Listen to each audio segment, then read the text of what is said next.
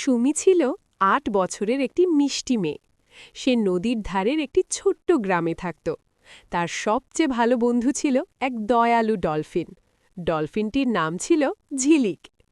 প্রতিদিন বিকেলে সুমি নদীর পাড়ে গিয়ে ডাক দিত, ঝিলিক, তুমি কোথায়? পানি ছিটিয়ে ঝিলিক ভেসে উঠত, আমি এখানে।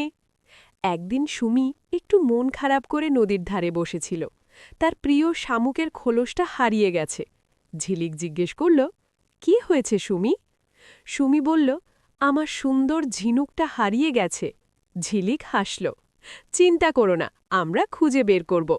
ঝিলিক পানির নিচে ডুব দিল। সুমি নদীর ধারে দাঁড়িয়ে অপেক্ষা করতে লাগল।